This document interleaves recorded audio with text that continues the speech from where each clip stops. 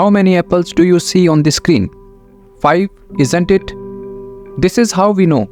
We count from 1, 2, 3, 4 and 5. We can add more apples and go in the same way. These counting numbers which start from 1 and keep going up to infinity are known as natural numbers and are denoted by letter n. But what if there are no apples on the screen? How can we represent this mathematically? The number to represent this is the number 0. It represents nothingness. When we add the number 0 to our collection of natural numbers, we have a different collection known as whole numbers and is denoted by letter W. We can represent these numbers on a line on which the numbers increase as we go towards the right. We call this line as the number line. But what happens if we go to the left of this number line? We encounter negative numbers. Negative numbers represents the direction opposite to the positive numbers. For example, consider a well beside a tree. If the tree is 15 feet tall and the well is 10 feet deep, to represent this situation, we can just write height of tree as positive 15 feet, while the depth of the well can be expressed as minus 10 feet. As height is above the ground and depth is below the ground. Now if we add these negative numbers to our collection of whole numbers, we get another collection of numbers called as integers, and it is represented by letter Z. It must be noted that the integers are denoted by letter Z, not I, as this notation comes from the German word zählen, which means to count. Now recall the apples and say we have to share an apple with 4 people. The share of an apple that a person gets is 1 by 4. Such numbers, which is written in the form of P over Q, where P and Q are integers, are known as rational numbers. But note that Q is not equal to 0, as division by 0 is not defined. Rational numbers are denoted by letter Q.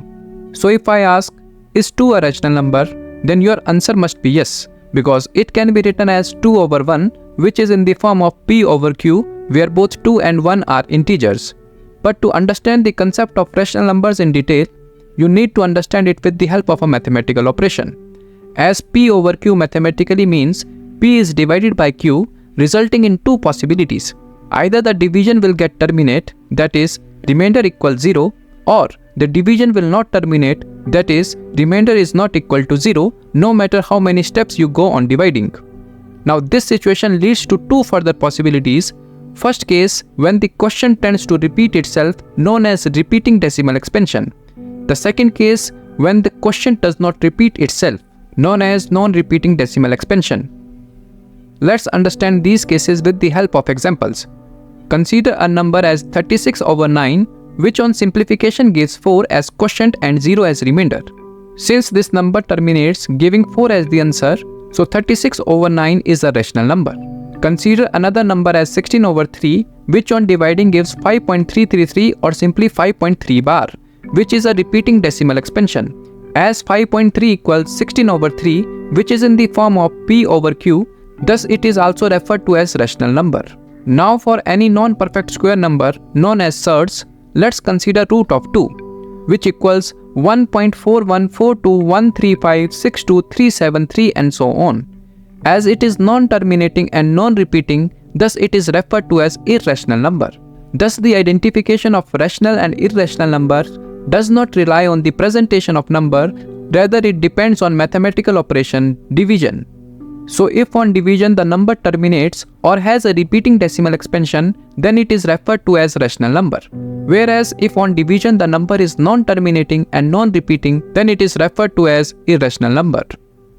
Thus by definition, if the number is not expressed in the form of P over Q, such numbers are called irrational numbers.